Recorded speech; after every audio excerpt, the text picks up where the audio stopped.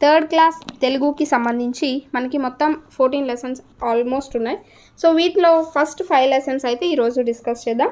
So late చేయకుండా మనం discuss చేద్దాం. అయితే ఇది థర్డ్ క్లాస్కి సంబంధించే కాబట్టి ఇందులో పెద్దగా మనకి గ్రామర్ అనేది ఏముండదు అండ్ లెసన్స్ అనేవి కూడా ఎక్స్ప్లెయిన్ చేసుకోవడం జరుగుతుంది ఇక్కడ. ఎందుకంటే లెసన్స్ నుంచి కూడా మనకి తెలుగుకి సంబంధించి ఏవైతే లెసన్స్ ఉంటాయో వాటి నుంచి కూడా బిట్స్ అనేవి వస్తాయి కాబట్టి లెసన్స్ని కూడా ఇక్కడ డిస్కస్ చేసుకుంటూ వెళ్దాం.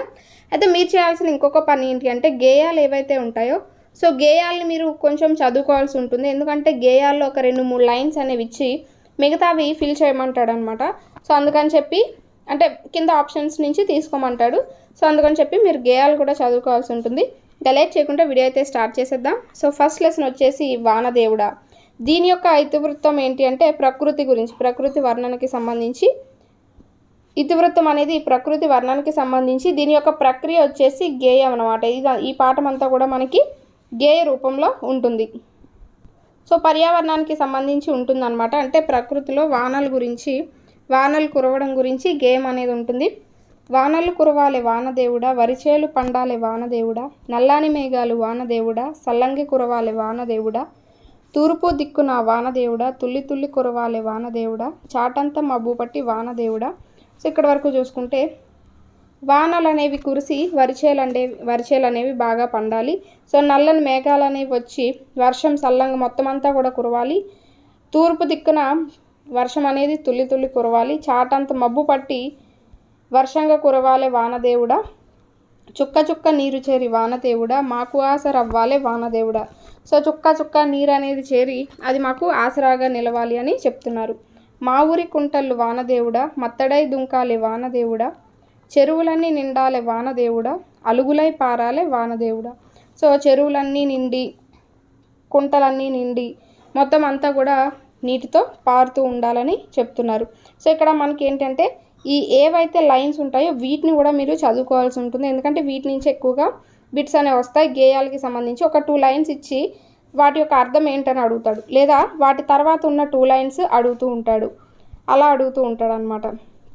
నెక్స్ట్ పెద్దలంతా కలిసి వానదేవుడా, కాలువలే తవ్వాలే వానదేవుడా, బీడు భూములన్నీ వానదేవుడా, బిరాన తడ్వాలే వానదేవుడా. సో పెద్దలంతా కలిసి ఈ వర్షపు నీరు చేరడానికి కాలువలు తవ్వాలి, అలాగే బీడు భూములన్నీ కూడా ఈ వర్షానికి బాగా తడవాలని అంటున్నారు. నెక్స్ట్ పడావ భూములన్నీ వానదేవుడా, పంట చేలవ్వాలి వానదేవుడా, 12 పరగణాల వానదేవుడా, చేలన్నీ తడవాలే వానదేవుడా, మున్నాళ్ళు ఎదగాలే వానదేవుడా. సో ఇక్కడ ఏంటి అంటే ఏవైతే భూములు ఉంటాయో సో అవన్నీ కూడా తడిచి పంట చేలు అనేవి పండాలి అని చెప్తున్నారు. అలాగే ఎన్నెళ్ళు వేయాలే వానదేవుడా, 12 ధాన్యాలు వానదేవుడా, పంట చేల్లో పండాలే వానదేవుడా, గుమ్ముళ్ళు నిండాలే వానదేవుడా, భాగ్యాలు కలగాలే వానదేవుడా, పేద సాద బతుకులే వానదేవుడా, గొడ్డు గోద బతుకాలే వానదేవుడా, కూలినాలి దొరకాలే వానదేవుడా, వెతలన్నీ తీరాలే వానదేవుడా, వలసబోయినోళ్ళంతా వానదేవుడా, ఊళ్ళకు రావాలే వానదేవుడా, బతుకులన్నీ మారాలే వానదేవుడా, సౌభాగ్యం అందాలి వానదేవుడా. సో ఏంటి అంటే ఎవరైతే పంటలు అనేవి బాగా పండాలి, మొత్తం సుఖశాంతులతో ఉండాలి, భోగభాగ్యాలతో ఉండాలి, గొడ్డు గోద అంటే జంతువులన్నీ కూడా బతకాలి, పేదవాళ్ళు ధనికులు అందరూ బతకాలి, కూలినాలి చేసుకునే వాళ్ళు బతకాలి, సో కష్టాలన్నీ తీరాలి. అలాగే ఎవరైతే వలసపోయిన వాళ్ళు ఉంటారో వాళ్ళందరూ కూడా తిరిగి ఊళ్ళకు రావాలి, వాళ్ళ యొక్క బతుకులన్నీ కూడా మారాలి అని చెప్పి వాన గురించి ఇక్కడ ఒక గేయం రూపంలో ఇవ్వడం జరిగిందనమాట. సో ఇందులో మనకి గ్రామర్కి వచ్చేసరికి ఏంటి అంటే ఏవైతే కొన్ని యాక్టివిటీస్ ఉంటాయో వాటిని చూడాలి. మెయిన్గా ఏంటంటే భాషాంశాలు అనేది ఏ టాపిక్ అయితే ఉంటుందో దాన్ని చూసుకోవాల్సి ఉంటుంది. ఎందుకంటే మనకి గ్రామర్ అనేది భాషాంశాలు దాంట్లోనే ఎక్కువ కవర్ అవుతుంది కాబట్టి భాషాంశాలు చూసుకోవాల్సి ఉంటుంది. సో ఇక్కడ చూడండి, నల్లని మేఘాలు, అలాగే చుక్క చుక్క నీరు చేరి, చాటంత మబ్బు పట్టి, పేద సాద బతకాలే, 12 పరగణాలు, గుమ్ముళ్ళు నిండాలే. సో ఇలా ఏంటంటే మనకి ఇలా కూడా ఇచ్చే అవకాశం అనేది ఉంటుంది బిట్లో. అంటే కొన్ని గేమ్లో పదాలు తీసుకొని ఈ విధంగా అటాచ్ చేయమంటూ ఉంటాడు. నెక్స్ట్ కనుక చూసినట్టయితే పదజాలంలో ఏంటంటే మనకి వర్ణమాల గురించి ఇచ్చాడు. సో ఇవి ఏవైతే ఉన్నాయో వీటిని మనం అచ్చులు అంటాం. అలాగే మిగతావన్నీ కూడా మనం హల్లులని అంటూ ఉంటాం. సో ఇక్కడ నెక్స్ట్ కొన్ని వాక్యాలు అనేవి ఇచ్చి సొంత వాక్యాలు అనేవి రాయమన్నాడు. ఊరు అనేది ఇచ్చి చుట్టూ రైతులు, ప్రజలు, బడి, వానలు, వాహనాలు, చెట్లు, గుడి, పంటలు ఇలా ఇచ్చాడు. సపోజ్ చూస్తే ఊర్లో రైతులు వ్యవసాయం చేస్తారు, ఊర్లో ప్రజలందరూ వ్యవసాయం చేస్తారు, ఊర్లో బడి అనేది ఉన్నది, ఊర్లో వానలు కురవక చాలామంది ఇబ్బంది పడుతున్నారు, ఊరు ప్రజలందరూ చెట్లు నాటుతున్నారు. ఇలా మనం సొంత వాక్యాలు అనేవి రాసుకోవచ్చు. నెక్స్ట్ చూస్తే భాష గురించి తెలుసుకోవడం. ఇందులో ఇదే మనకి ఇంపార్టెంట్ అనమాట. ఈ భాష గురించి తెలుసుకుందాం అనే దాంట్లోనే ఎక్కువ గ్రామర్ పాయింట్స్ అనేవి కవర్ అవుతూ ఉంటాయి. సో ఇక్కడ చూస్తే అమల మంచి బాలిక అనేది ఒక వాక్యం. ఇందులో అమల అనేది కనుక తీసుకుంటే అదేంటి, ఒక పదం. ఆ పదంలో ఆ, మా, ల అనేవి అక్షరాలు. దీన్ని బట్టి ఏంటి, కొన్ని అక్షరాలు అనేవి కలిసి ఒక పదంగాను, కొన్ని పదాలు అనేవి కలిసి ఒక వాక్యంగాను ఏర్పడుతున్నాయని మనం చెప్పుకోవచ్చు. సో మనం ఏం చేసామంటే, మనం ఏవైతే పలుకుతూ ఉన్నామో ధ్వనులు, వాటికి కొన్ని గుర్తులు అనేవి ఏర్పరచుకున్నాం. వాటినే మనం అక్షరాలు అని అంటాం. సో ఆ అనేది పలుకుతున్నాం, ఆకి ఇదొక గుర్తు. ఈ అనేది పలుకుతున్నాం, ఈకి ఇదొక గుర్తు. సో మనం పలికే అక్షరాలకి గుర్తులు అనేవి ఏర్పరచుకొని వాటిని మనం అక్షరాలు అని అంటున్నాం. సో ఈ అక్షరాలన్నింటినీ కలిపి వర్ణమాల అని అంటున్నాం. వర్ణమాలలో ఆ నుంచి అవ్ వరకు ఉన్నవి అచ్చులుగాను, అలాగే ఏవైతే అరసున్న, విసర్గ, సున్న ఇవన్నీ కూడా ఉభయాక్షరాల కింద చెప్పుకుంటూ ఉంటాం. కా నుండి బండిరా వరకు ఏవైతే ఉంటాయో వాటిని హల్లులు అని అంటూ ఉంటారనమాట. సో ఇక్కడ చూసారా, కింద ఒక టేబుల్ అనేది ఇచ్చి అచ్చులతోనూ హల్లులతోనూ మొదలయ్యే పదాలను వేరు చేయమన్నారు. సో ఇక్కడ ఒక, ఉడుత, ఔషధం, అర, ఎలుక, ఈగ, ఆట, 5, ఓడ, ఇరుగు, ఊడ, ఇందిర, ఏనుగు, ఇలా, ఉలవ ఇవన్నీ కూడా మనకి అచ్చులు వస్తాయి. అచ్చులతో మొదలయ్యే ఆ, ఈ, ఊ, అరు, ఔ ఇలా అనమాట. అలాగే మిగతా లత, రమ, జయ, గద, తల, గదువ, జడ, బండ, కళ ఇవన్నీ ఏంటి అంటే మనకి హల్లులతో మొదలైన పదాల కింద చెప్పుకోవచ్చు. నెక్స్ట్ సో ఇది మనకి ఫస్ట్ లెసన్కి సంబంధించి. ఇక్కడ ఒక సూక్తి అనేది ఇచ్చారు. దీన్ని ఎవరు చెప్పారంటే సర్దార్ వల్లభాయ్ పటేల్ గారు చెప్పారు. పగలనక రేయనక శ్రమించి పసిడి పంటలు పండించే రైతన్నలు సుఖపడితేనే దేశం మొత్తం సుఖంగా ఉన్నట్లు. సో పగలనక రాత్రనక చాలామంది శ్రమించి పంటలు పండిస్తారు కదా రైతులు, వాళ్ళు సుఖంగా ఉంటేనే దేశం మొత్తం సుఖంగా ఉన్నట్లు అని చెప్పిన వారు ఎవరు అంటే సర్దార్ వల్లభాయ్ పటేల్. సో అది ఫస్ట్ లెసన్కి సంబంధించి మొత్తం. సెకండ్ లెసన్లో కనుక చూసుకుంటే బాలభీముడు. ఈ బాలభీముడు అనే లెసన్ అనేది ఒక కథ ప్రక్రియకి సంబంధించింది. అయితే దీని ఇతివృత్తం ఏంటంటే హాస్యం. ఎందుకు హాస్యమైందో చూద్దాం. సో మనకి కుంతీదేవి, భీముని యొక్క తల్లి ఎవరంటే కుంతీదేవి. ఒకరోజు కుంతీదేవి ఏం చేస్తుందంటే ఈ భీముడిని భుజం పైన ఎత్తుకొని పూల తోటకి వెళ్తుందన్నమాట. వెళ్తున్న దారిలో ఒక రాయి కాలుకు తగిలి కింద పడిపోతుంది. సో పడిపోతే పిల్లవాడికి ఏదో అయిందని చాలా కంగారు పడుతూ ఉంటే పిల్లవాడు ఒక బండ పైన పడిపోతాడు. సో నా చిట్టు తండ్రి పడిపోయాడే అని చెప్పి వెంటనే లెగిచి వెళ్ళి చూసేసరికి ఏమవుతుందంటే ఆ పిల్లవాడు నవ్వుతూ ఉన్నాడు అనమాట. పక్కనే ఉన్న బండను చూస్తే బండ అనేది పగిలిపోయి ఉంటుంది. సో అది చూసి అందరూ చాలా ఆశ్చర్యానికి గురయ్యి ఈ పిల్లవాడు సామాన్యుడు కాదు అని అంటూ ఉంటారనమాట. ఈ విషయం పాండురాజుకి తెలుస్తుంది అనమాట. పాండురాజు ఎవరు, తండ్రి, భీముని యొక్క తండ్రి పాండురాజు. పాండురాజుకి 5 కొడుకులు అనమాట. వాళ్ళలో భీముడు రెండోవాడు. భీముడు పాండురాజుకి రెండో కుమారుడు అనమాట. ఫస్ట్ పెద్దవాడు ఎవడు అంటే ధర్మరాజు. భీముని తర్వాత అర్జునుడు, నకులుడు, సహదేవుడు వీళ్ళ 5 కూడా పంచ పాండవుల కింద మనం చెప్పుకుంటూ ఉంటాం. అయితే ఈ పాండురాజు యొక్క అన్న ఎవరు అంటే ధృతరాష్ట్రుడు. అతనికి 100 మంది కొడుకులు. సో వారిని మనం కౌరవులు అంటాం. వీరిద్దరికే యుద్ధం అనేది జరుగుతూ ఉంటుందన్నమాట. కౌరవుల్లో పెద్దవాడు ఎవరు, దుర్యోధనుడు. సో ఈ దుర్యోధనుడికి అంటే చిన్నప్పటి నుంచి పాండవులకి కౌరవులు వీళ్ళందరూ కలిసి ఆడుకునేవారు, చదువుకునేవారు. అయితే భీముడు ఎప్పుడు ఆటల్లో ఫస్ట్ ఉండేవాడు అనమాట. ఎప్పుడు కౌరవుల్ని ఓడిస్తూనే ఉండేవాడు. ఎప్పుడైనా ఆకలేసింది అనుకోండి ఇంటికి వెళ్ళి గబగబా తినేసి మళ్ళీ వచ్చి మళ్ళీ ఆడుకుంటూ ఉండేవాడు. ఇలా చేస్తూ ఉండేవాడు అనమాట. ఒకసారి కౌరవులందరూ కూడా చెట్లెక్కి పళ్ళు అనేవి తెంపుతూ ఉంటారు. భీముడు ఆ చెట్టు ఎక్కబోతుంటే కౌరవులందరూ అడ్డుకుంటాడు. సో కోపంతో ఏం చేస్తాడంటే చెట్టు మొదలను పట్టుకొని గట్టిగా ఊపితే ఎవరైతే కౌరవులు ఉన్నారో వాళ్ళందరూ కూడా కింద పిట్టల్లా రాలిపోతారు అనమాట. సో చెట్టుపై నుంచి రాలిపోతారు. ఇదంతా చూసి చాలా కోపం వస్తుంది ఎవరికి, ధృతరాష్ట్రుడికి చాలా కోపం అనేది వస్తుందన్నమాట. అయితే కోపంతో భీముని మీద వీళ్ళందరూ తిరగబడతారు. అయినా కూడా భీముడు ఏమాత్రం భయపడక వాళ్ళందరినీ కూడా ఫుల్గా చితకబాదుతాడు. ఈ విషయం మనసులో పెట్టుకొని కౌరవులు ఏం చేస్తారు అంటే విషం కలిపిన ఆహారాన్ని భీముడికి తినిపించేస్తాడు అనమాట. తినిపించి ఏం చేస్తారు, చుట్టూ కట్లు అనేవి కట్టేసి అతన్ని ఒక దుర్యోధనుడు, కౌరవుల పెద్దవాడు దుర్యోధనుడు కదా, దుర్యోధనుడు ఏం చేస్తాడంటే కోపంతో ఒక విషాహారం అనేది భీముడికి పెట్టి తన స్పృహ తప్పి పడిపోయాక అతన్ని శుభ్రంగా తాళ్ళతో చుట్టేసి ఒక నదిలో పడేయాలని చెప్పి తాళ్ళతో చుట్టి నదిలో పడేద్దామని చూస్తుంటే ఈ భీముడిని ఎంతమంది వచ్చినా ఎత్తలేరు అనమాట. సో ఎలా అయితే సహాయం చేసుకుంటూ వెళ్ళి నదిలో పడేస్తారు. నదిలో పడేసిన తర్వాత భీముడు డైరెక్ట్గా పాతాళ లోకానికి వెళ్ళిపోతాడు. వెళ్ళిపోయిన తర్వాత అక్కడ ఉన్న పాములన్నీ ఏం చేస్తాయి అంటే ఇతనిలో ఉన్న విషాన్ని అంతటినీ పీల్చేసి ఇతని యొక్క కట్లు అనేవి తెంపేస్తాయి. సో వెంటనే ఇతనికి తెలివొచ్చి భీముడికి తెలివొచ్చి నీటి నుంచి బయటికి రావడం అనేది జరుగుతుందన్నమాట. సో స్పృహ వచ్చి బయటకు వస్తాడు. అప్పుడు ఎవరైతే ఆ పాములు ఏవైతే ఉన్నాయో వాళ్ళకి ధన్యవాదాలు అనేవి చెప్పుకొని బయటకు వస్తాడనమాట.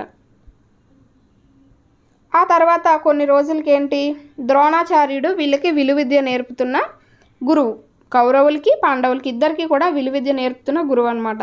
సో వీళ్ళిద్దరికి బల పరీక్ష అనేది పెడతారు. అందులో దుర్యోధనుడికి భీముడికి మధ్య గదా యుద్ధం అనేది జరుగుతుంది. దాంట్లో కూడా భీముడే గెలుస్తూ ఉంటాడనమాట. సో ఆ విషయం వెళ్ళి కుంతిదేవికి చెప్తాడు. సో చెప్పిన తర్వాత నీ బలాన్ని ఇతరులకి మేలు చేయడానికి ఉపయోగించు తండ్రి అని తల్లి భీముడితో అంటూ ఉంటుందన్నమాట. సో ఇది ఈ లెసన్కి సంబంధించి.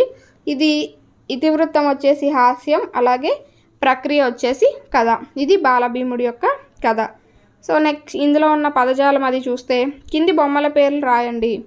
సో ఇవన్నీ కూడా ఒక్కొక్కటి ఉన్నాయి, ఇవన్నీ ఎక్కువ ఉన్నాయి. సో వీటిని ఏకవచనాలని, వీటిని బహువచనాలని అంటూ ఉంటాం. ఇది చూస్తే పలక, పలకలు, బుట్ట లేదా తట్ట, బుట్టలు, వంకాయ, వంకాయలు, పాము, పాములు, గద, గదలు, ఈ విధంగా మనం రాస్తూ ఉంటాం. సో ఇలా ఒకదాన్ని తెలియచేసే ఒకే వస్తువు గురించి తెలిపేదాన్ని ఏకవచనం అని, ఒకటి కంటే ఎక్కువ వస్తువులను తెలిపేదాని గురించి బహువచనం అని మనం అంటూ ఉంటాం. సో ఇక్కడ ఒక పట్టిక అనేది ఇచ్చారు. ఇందులో కొన్ని వంటకాల పేర్లు ఉన్నాయట, ఇక్కడ రాయమన్నారు. ఫస్ట్ చూస్తే లడ్డు, పులిహోర, బజ్జీ, అలాగే జిలేబీ,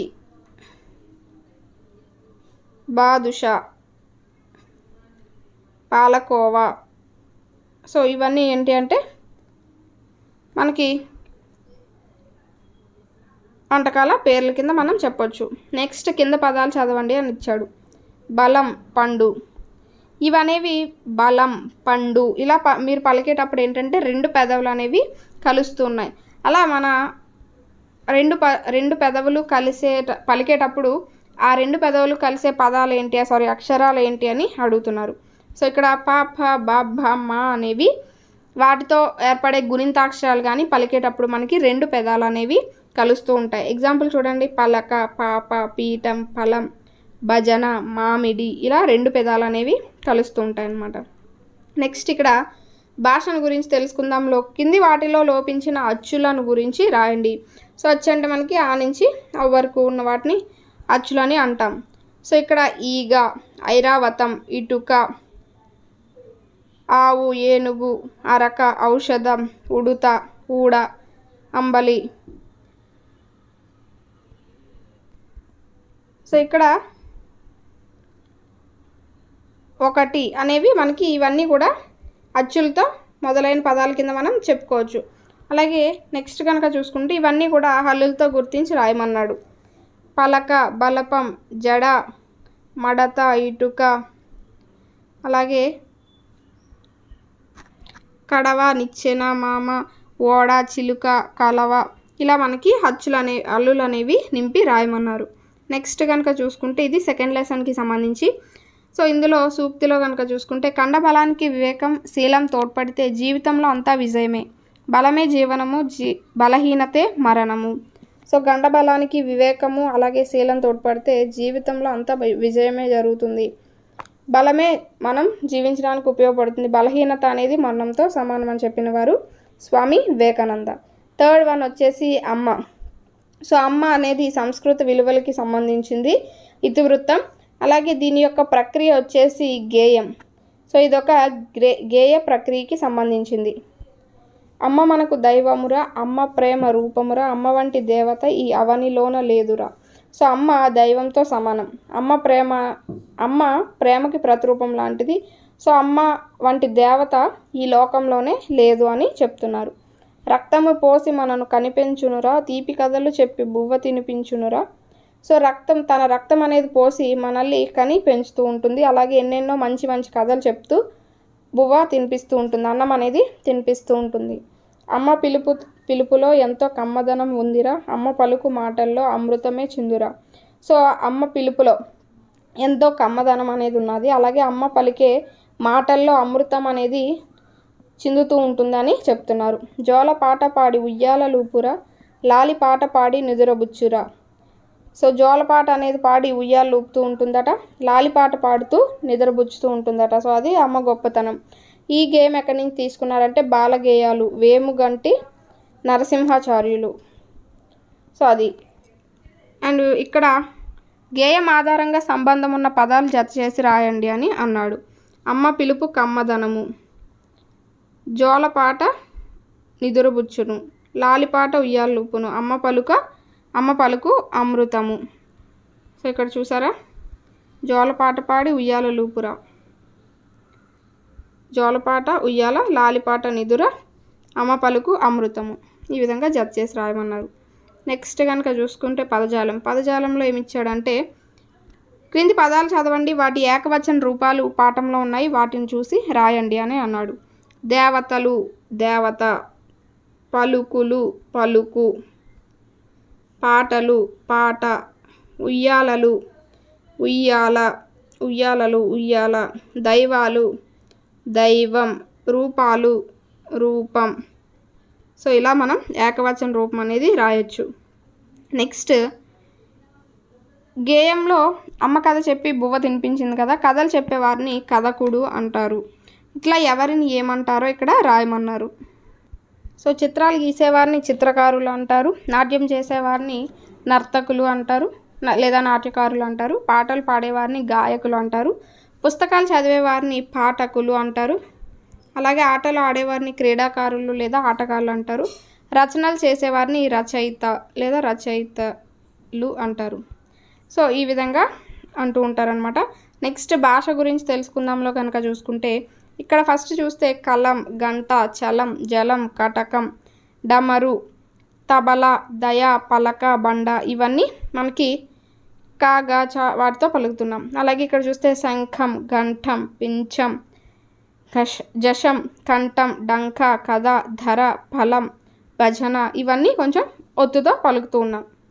ఇక్కడ ఏవైతే కా గా చ జ ట డ త ద ప భ మ వంటి అక్షరాలు మనం ఏవైతే ఫస్ట్ పలికామో అవన్నీ కూడా కొంచెం తేలిగ్గా పలికామన్నమాట. వాటిని అల్ప ప్రాణాక్షరాలు అని అంటూ ఉంటారు. ఏవైతే కొంచెం ఒత్తిచ్చి పలుకుతున్నామో వాటిని మహాప్రాణాక్షరాలు అని అంటూ ఉంటాం. తేలిగ్గా పలికే వాటిని అల్ప ప్రాణాక్షరాలని, కఠినంగా ఒత్తుతో పలికే వాటిని మహాప్రాణాక్షరాలని అంటూ ఉంటాం.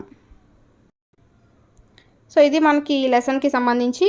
అయితే ఇక్కడ మహాత్మా జ్యోతిరావు పూలే గారు చెప్పిన ఒక సూక్తి చూస్తే, ఏ రుణమైనా తీర్చుకోవచ్చు కానీ అమ్మ రుణాన్ని తీర్చుకోలేం, అమ్మను మించిన దైవం అనేది లేదు అని జ్యోతిరావు పూలే గారు చెప్పడం జరిగింది.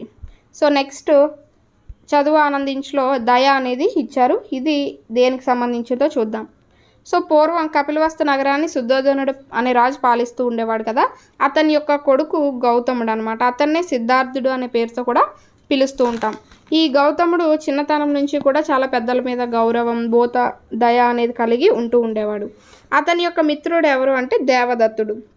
ఒకరోజు ఈ దేవదత్తుడు వీళ్ళిద్దరూ నదీ తీరానికి వెళ్తారు.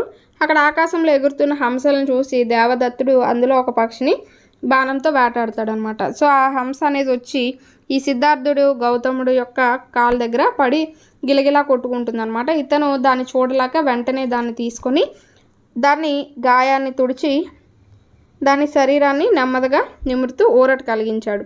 అప్పుడు దేవదత్తుడు అక్కడికి వచ్చి, ఈ హంసను నేను బాణం వేసి కొట్టాను కాబట్టి ఇది నాదే, అని అంటాడు. సో అప్పుడు గౌతముడు ఏం చెప్తాడంటే ఎవరు బాణం వేసి కొట్టినా అది జంతువులకి హాని కలిగించడం అనేది మంచిది కాదు.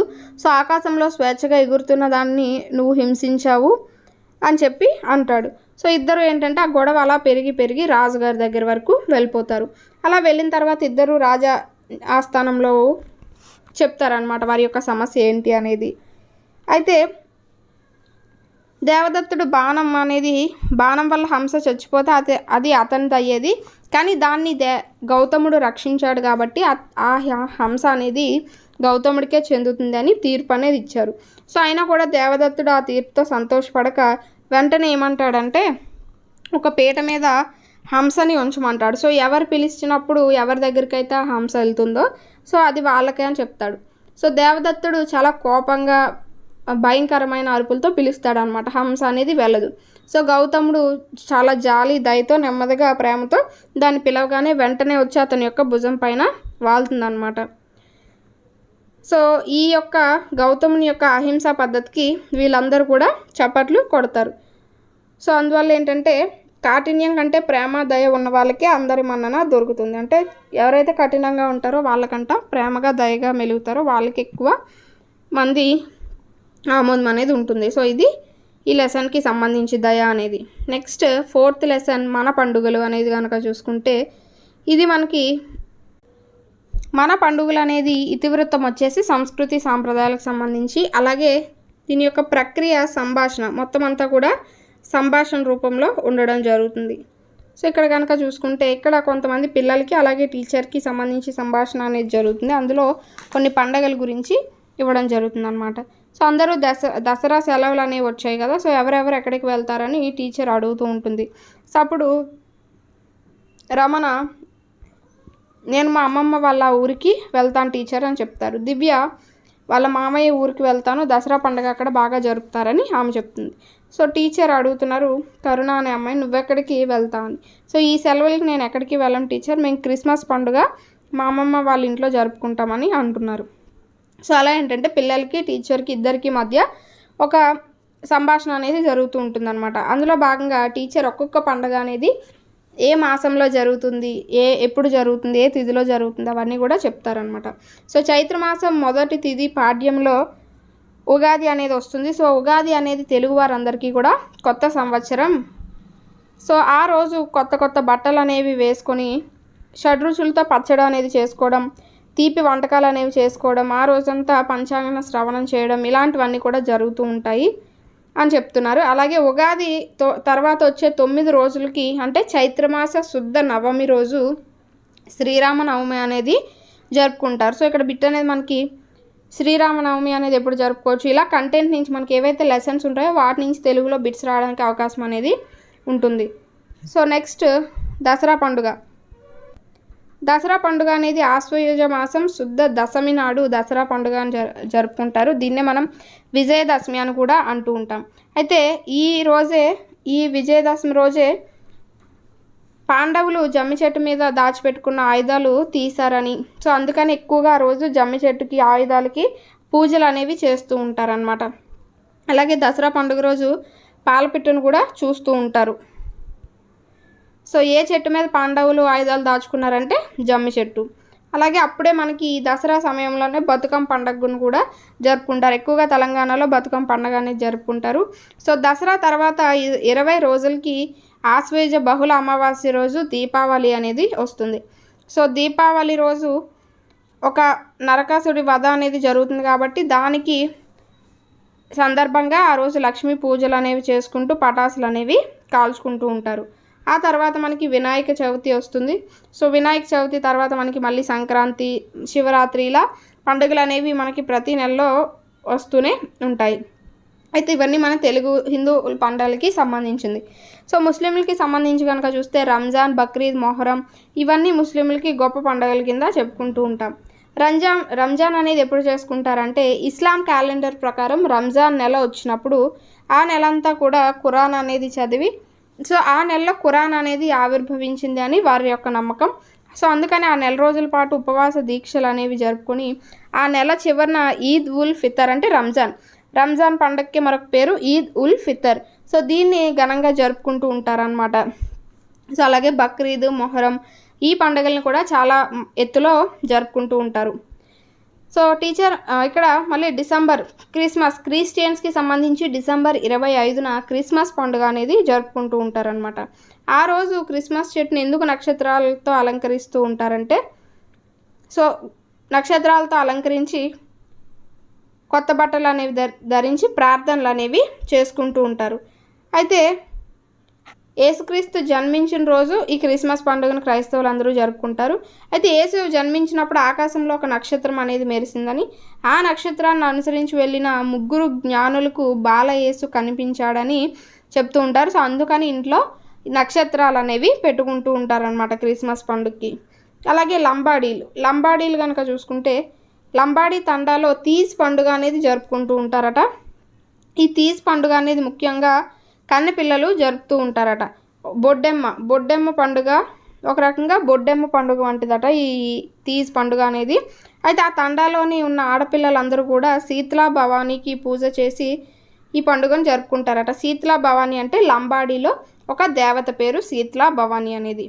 అడవిలో దొరికే దుసేరు తీగలతో అల్లిన బుట్టలో తండా నాయకుని చేత పుట్టమన్ను పోయించి వాటిలో నానబెట్టిన గోధుమలు అనేవి చల్లుతారట. 9వ రోజున ఆడపిల్లలందరూ ఆ మొలకెత్తిన నారుని తీసుకొని అన్నదమ్ములకి ఇచ్చి ఆశీర్వాదం తీసుకొని నృత్యాలు అనేవి చేసుకుంటూ ఉంటారట. సో అది మనకి తీజ్ లేదా బొడ్డెమ్మ పండుగ లాంటిది. సో ఈ విధంగా ఒక్కొక్క మతానికి ఒక్కొక్క పండుగ అనేది జరుపుకుంటూ ఉంటారు. అయితే అన్ని పండుగలకి ఏ పండుగలైనా హిందువులు, ముస్లింలు, క్రిస్టియన్స్ ముగ్గురు కూడా కలిపి జరుపుకుంటూ ఉంటారు. సపోజ్ పీర్ల పండుగ అని ఇవన్నీ కనుక చూసుకుంటే హిందువులు, ముస్లింలు కలిపి జరుపుకుంటారు. వినాయక నిమజ్జనం రోజు ఏంటంటే ముస్లింలు చలివేంద్రాలు అనేవి ఏర్పాటు చేసి నీళ్ళు అనేవి అందించడం. సో ఇలా ఏంటంటే పండుగలు సపరేట్గా ఉన్న అందరూ కూడా కలిసే జరుపుకుంటూ ఉంటారని ఇక్కడ ఇవ్వడం జరుగుతుంది. సో ఇది మనకి మన పండుగలు అనే లెసన్కి సంబంధించి. ఇక్కడ కనుక చూసుకుంటే కింది పారా చదవండి, ప్రశ్నలకు జవాబులు రాయండి. బొడ్డెమ్మ ఆడపిల్లల పండుగ. కన్నపిల్లలు, బాలికలు తమ పెండ్లి ఘనంగా మంచిగా జరగాలని ఎంతో సంబరంగా జరుపుకుంటారట. బొడ్డెమ్మ అనేది ఒక ఆడపిల్లల పండుగట. ఎవరైతే పెళ్లి కాని ఆడవాళ్ళు ఉంటారో వాళ్ళు వారి యొక్క పెళ్ళి అనేది ఘనంగా మంచిగా జరగాలి అని చెప్పి ఈ యొక్క పండుగ అనేది జరుపుకుంటూ ఉంటారట. ఈ పండుగ అనేది భాద్రపద బహుళ అమావాస్యకు ముందు ప్రారంభమవుతుందట.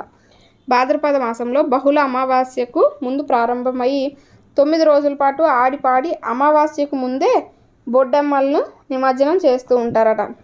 అయితే బొడ్డెమ్మ అంటే ఏంటి? పుట్టమన్నతో గద్దెను చేసి ముగ్గులు పెట్టి దానిలో వెంపల చెట్టును పెడతారట. వెంపలి చెట్టు అక్కడే గౌరమ్మను పెట్టి పూజలతో అలంకరించి ఆడుకుంటారు. ఇది బంజారాల తీజ్ పండుగని పోలి ఉంటుంది. సో బొడ్డెమ్మ అనేది బంజారాల తీజ్ పండుగని పోలి ఉంటుందట. బొడ్డెమ్మ పండుగ ఎవరి పండుగ అంటే ఆడపిల్లల యొక్క పండుగ. బొడ్డెమ్మ పండుగ ఎప్పుడు వస్తుంది అంటే భాద్రపద బహుళ అమావాస్యకు ముందు వస్తుంది. బొడ్డెమ్మ గద్దె ఎట్లా చేస్తారు అంటే పుట్టమన్న అనేది తెచ్చి దానికి ముగ్గులు అనేవి వేసి అందులో వెంపల చెట్టు అనేది పెడతారనమాట. బొడ్డెమ్మ పండుగను ఎట్లా జరుపుకుంటారంటే అందులోనే గౌరమ్మను పెట్టి సో ఆటలు ఆడి పాటలు పాడి పండుగ అనేది జరుపుకుంటారు. బొడ్డెమ్మ పండుగ దేనిని పోలి ఉంటుంది అంటే బంజారాల యొక్క తీజ్ పండుగని పోలి ఉంటుందన్నమాట. తీజ్ పండుగ అనేది కన్నపిల్లలకి సంబంధించి అని చెప్పుకున్నాం కదా ఇందాక. సో దాన్ని పోలి ఉంటుంది.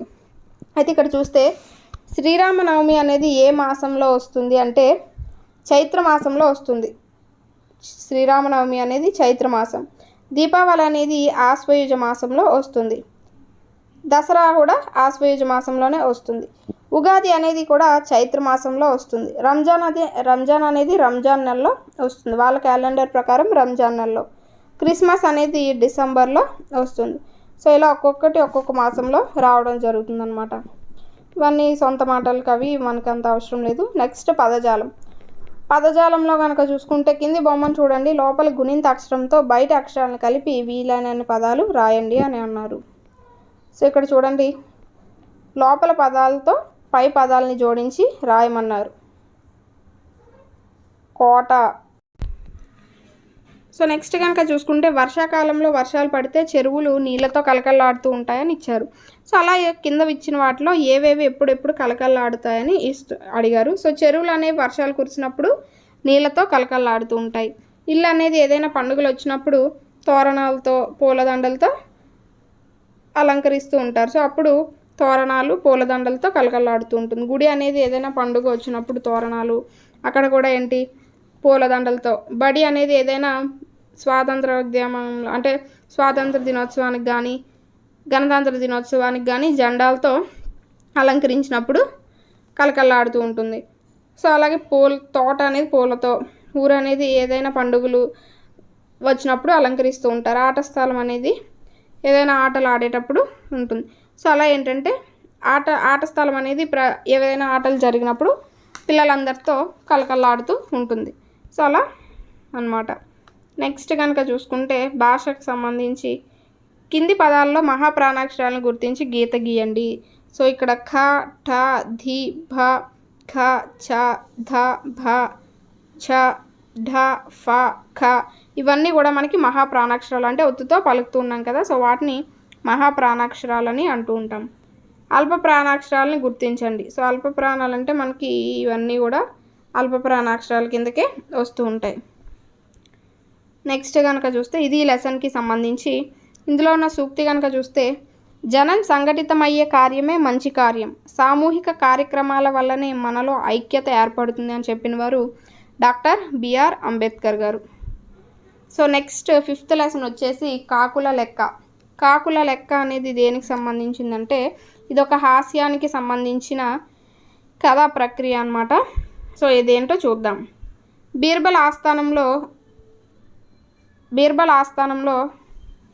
అక్బర్ ఆస్థానంలో బీర్బల్ ఉంటూ ఉంటాడనమాట.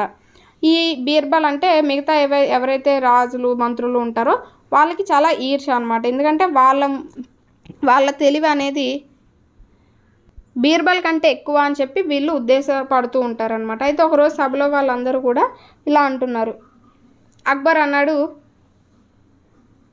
అక్బర్ ఒకరోజు సభలో వాళ్ళందరితో అంటున్నాడు అనమాట. ఏమని?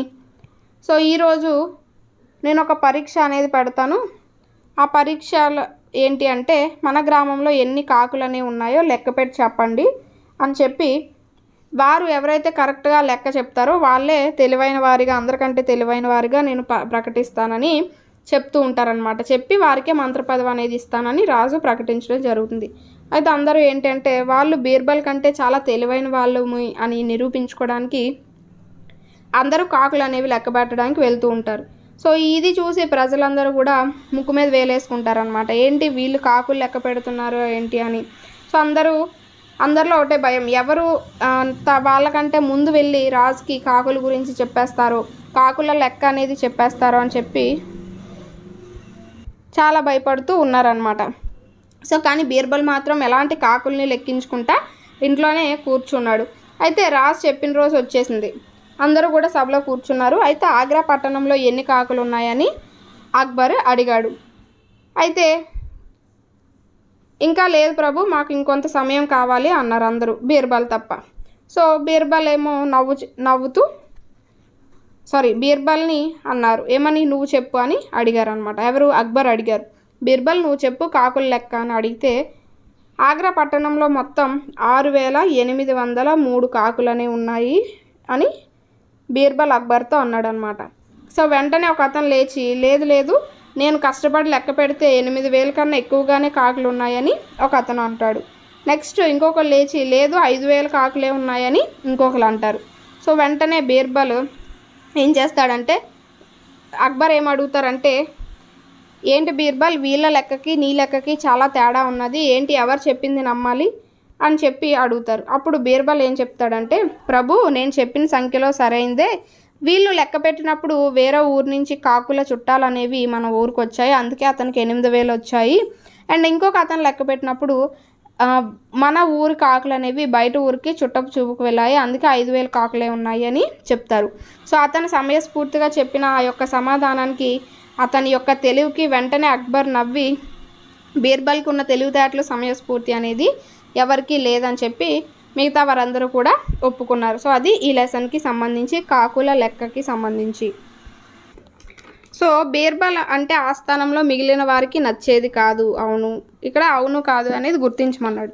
బీర్బల్ ఆగ్రా పట్టణంలో కాకుల్ని లెక్కించాడా? లేదు, ఇంట్లో హ్యాపీగా కూర్చున్నాడు. కాకులను లెక్కించడానికి బీర్బల్ ఇంకొంత సమయం కావాలన్నాడు. బీర్బల్ అనలేదు, మిగతా ఎవరైతే రాజులు ఉన్నారో వాళ్ళు అన్నారు. కాబట్టి ఇది కూడా రాంగ్. బీర్బల్ కాకుల లెక్క తగ్గడానికి కారణం మన ఊరి కాకులు పక్క ఊరికి చుట్టాలు ఇంటికి పోయాయని చెప్పాడు. కరెక్టే కదా. బీర్బల్కు తెలివితేటలు సమయస్ఫూర్తి ఎక్కువ అని అందరూ ఒప్పుకున్నారు. అది కూడా కరెక్టే. సో అది నెక్స్ట్ పాఠం చదివి కింది వాక్యాల తర్వాత వచ్చే వాక్యాల్ని రాయమన్నాడు. సో ఇలాంటివే మనకి అడుగుతూ ఉంటాడనమాట. మీకు నేను ఒక పరీక్ష పెడుతున్నానని ఎవరన్నారు? రాజుగారు అన్నారు. పరీక్ష ఏంటి అంటే ఆగ్రా పట్టణంలో ఎన్ని కాకులు ఉన్నాయి అనేది పక్కన సెంటెన్స్లో వస్తుంది. తర్వాత రాజు చెప్పిన రోజు రానే వచ్చింది. అందరూ రాజుగారి సభలో కూర్చున్నారు. సో అందరూ రాజుగారి సభలో కూర్చొని కాకుల లెక్క అనేది అడుగుతున్నారనమాట. అందరిలోనూ ఒకటే భయం. ఏమని? ఎవరు ముందు వెళ్ళి రాజుకి కాకుల లెక్క చెప్తారనేది అందరిలో ముందు భయం వచ్చింది. అందరూ బీర్బల్ పని అయిపోయింది అనుకున్నారు. తమకు మంత్రి పదవి రాకపోయినా పర్వాలేదు, బీర్బల్ మాత్రం మంత్రిగా ఉండకూడదని చెప్పి అనుకుంటున్నారనమాట. అది దాని తర్వాత సెంటెన్స్. సో ఇలా ఒక సెంటెన్స్ ఇచ్చి అది ఎవరన్నారు, లేకపోతే ఎవరెవరితో అన్నారు, దాని తర్వాత సెంటెన్స్ ఏంటి, ఇలాంటివి కూడా రావడానికి అవకాశం అనేది ఉంటుంది. కాబట్టి మనం ప్రతి లైన్ నీట్గా చదువుకోవాల్సి ఉంటుంది. కింది బొమ్మలు చూసి పక్షుల పేర్లు రాయండి. పావురం, కొంగ, పాల్పిట్ట, చిలుక, నెమలి, గద్ద, ఇవన్నీ కూడా. నెక్స్ట్ కనుక చూసుకుంటే పాఠం ఆధారంగా బహువచనాలు రాయండి. కాకి, కాకులు, 1000, వేలు, లెక్క, లెక్కలు, ఉద్యోగి, ఉద్యోగులు, 100, వందలు, కూర్చున్నాడు, కూర్చున్నారు. ఈ విధంగా రాస్తామన్నమాట. నెక్స్ట్ భాషను గురించి తెలుసుకుందాం. కింది వాక్యాల్లో మహాప్రాణాక్షరాలు గుర్తించి రాయండి. మహాప్రాణాక్షరాలు అంటే ఒత్తులు. ధ, భ, ధి ఇవన్నీ మహాప్రాణాక్షరాలు. అలాగే ధ, ఢ, భ ఇవన్నీ. అలాగే ఘ, థ, భో, ఫ ఇవన్నీ కూడా మహాప్రాణాక్షరాల కింద మనం చెప్పొచ్చు. నెక్స్ట్ కింది వాటిని సరైన మహాప్రాణాక్షరాలతో నింపండి అని అన్నాడు. సో ఇక్కడ మేఘం, వైకుంఠం, సంఘం, అలాగే మఠం, భజన, భయం, ఖడ్గం, ధనం, ప్రభు ఇవన్నీ మహాప్రాణాక్షరాలతో మనం రాసుకోవచ్చు. సో ఇది 5th లెసన్కి సంబంధించి. ఇందులో ఉన్న సూక్తి చూస్తే సమయస్ఫూర్తి, వివేకం, చాకచక్యం, కార్యశూరత ఉన్నవారికి సర్వత్రా విజయం లభిస్తుంది. సో ఇది సూక్తి. సో ఇది మనకి 5 లెసన్స్కి సంబంధించిన టాపిక్ అయితే. హోప్ ఈ వీడియో మీ అందరికీ నచ్చింది అనుకుంటున్నాను. Thanks for watching. నెక్స్ట్ వీడియోతో అయితే మళ్ళీ కలుద్దాం. 6 నుంచి రిమైనింగ్ లెసన్స్ అయితే డిస్కస్ చేద్దాం. సో ఇది ఈ లేగదూడ అనేది ఒక గేయ ప్రక్రియకి సంబంధించింది. అలాగే దీని యొక్క ఇతివృత్తం వచ్చేసి భూత దయ అనేది దీని యొక్క ఇతివృత్తం. అంటే జంతువుల పట్ల దయ కలిగి ఉండడం. సో ఇక్కడ చిన్న లేగదూడ గురించి మనకి చిన్న గేయం అనేది ఉంటుంది. ఇందులో కనుక చూసుకుంటే ఇందులో ఉన్న పదజాలం కనుక చూసుకుంటే కింది పదాలు జతపరిచి రాయండి అని అన్నాడు. ఇల్లు, వాకిలి, నీరు, నిప్పు, పలక, బలపం, పాడి పంట, పాలు, పెరుగు ఇలాంటివన్నీ మనం కొన్ని వర్డ్ కాంబినేషన్స్ అనేవి చూస్తూ ఉంటాం కదా. సో అలాంటివి అన్నమాట. అంటే 2 ఒకలాంటి పదాలు ఉంటూ ఉంటాయి కొన్ని. సో అలాంటివి అన్నమాట. క్రింది పదాల వరుస చదవండి, సరైన దాన్ని గుర్తించి చుట్టండి అన్నాడు. సో కింద కొన్ని వర్డ్స్ కొన్ని పదాలు ఇచ్చాడు. సో వాటిలో సరిగ్గా ఉన్నదేదో మనల్ని చూడమన్నాడు. సయ్యాట, సయ్యాట, సియాట. సో సయ్యాట అనేది కరెక్ట్. అలాగే ఆవు పాలు కనుక చూసుకుంటే ఆవు పాలు ఇది కరెక్ట్. అలాగే వర్షం, మల్లె మొగ్గ ఇవి మనకి కరెక్ట్ అన్నమాట. కరెక్ట్ స్పెల్లింగ్స్తో ఉన్నాయి. నెక్స్ట్ కనుక చూసుకుంటే భాషను గురించి తెలుసుకుందాంలో కింది పదాలు చదవండి, సరిగ్గా ఉన్న వాటికి టిక్ గుర్తు, తప్పుగా ఉన్న వాటికి ఇంటూ గుర్తు పెట్టి సరిచేసి ఖాళీలో రాయమన్నాడు. భయంకి భా అనేది ఇది తప్పుగా ఉంది. దీని యొక్క కరెక్ట్ ఫామ్ ఏంటి? భయం. అలాగే సుఖం కరెక్ట్గానే ఉంది. సారథి కరెక్ట్గానే ఉంది. ఆలుగడ్డ తప్పుగా ఉంది. ఆలు మామూలుగా డా కింద రావద్దు, ఆలుగడ్డ. సీతాఫలం కరెక్ట్గానే ఉంది. కథ రెండో థా అనేది వస్తుంది. సో ఇది రాంగ్. ఖాళీలు, టమాటాలు రాంగ్గా ఉంది. టమాటాలు. పతంగి, వంకాయ రాంగ్గా ఉంది. మామూలు కా అనేది వస్తుంది. పతంగి రైటే. సో ఈ విధంగా కొన్ని వర్డ్స్ ఇచ్చి తప్పు ఉన్న వాటిని కనుక్కోమన్నారు. అలాగే ఇక్కడ రథం, ఇక్కడ రథం అనేది వస్తుంది. రథం. మిఠాయి కరెక్టే. ఔషధం కరెక్టే. బండ రాంగ్, మామూలు బా వస్తుంది బండ. సంభాషణకి భా కింద రెండో భా అనేది వస్తుంది, సంభాషణ. అలాగే శిలాఫలకం, రెండో ఫా అనేది వస్తుంది, శిలాఫలకం.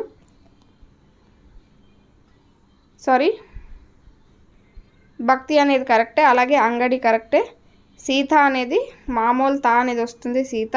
భీముడుకి రెండో భీ అనేది వస్తుంది, భీముడు. ఈ విధంగా తప్పుగా ఉన్న వాటిని కరెక్ట్ చేసి రాయమన్నారు. సో ఇది మనకి లెసన్కి సంబంధించి. ఇందులో మనకి కేవలం ఆ గేయానికి సంబంధించి ఏముండదండి, అవి లైన్స్ మనం చదువుకుంటే సరిపోతుంది అంతే. సూక్తి కనుక చూసుకుంటే, సృష్టిలోని ప్రతి జీవిపై ప్రేమ, దయ, సానుభూతి కలిగి ఉండాలి.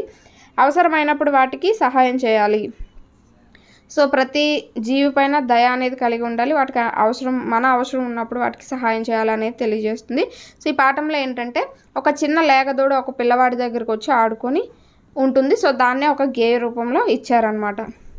నెక్స్ట్ లెసన్ నీటి అందాలు కనుక చూసుకుంటే, ఈ నీటి అందాలు అనేది దర్శనీయ స్థలాల యొక్క, అంటే ఇతివృత్తం వచ్చేసి దర్శనీయ స్థలాలు, అలాగే ప్రక్రియ వచ్చేసి వ్యాసం అనమాట, వ్యాస ప్రక్రియ. దీని యొక్క ప్రక్రియ వచ్చేసి వ్యాసం. అలాగే ఇతివృత్తం వచ్చేసి దర్శనీయ స్థలాలు. ఇందులో భాగంగా మనకి కొన్ని అంటే నీరు ఏ ఏ ప్రదేశాల్లో ఉందో సో అవి ఏ విధంగా అంటే సందర్శక స్థలాల కింద అయ్యాయో వాటి గురించి అయితే ఇవ్వడం జరిగింది. అందులో ఫస్ట్ది లక్నవరం అనేది 2 గుట్టల మధ్య ఉన్న అందమైన చెరువు అనమాట ఈ లక్నవరం. సో ఇది ఎక్కడుందంటే జయశంకర్ జిల్లాలోని ములుగు మండలానికి దగ్గరలో ఉన్నదట.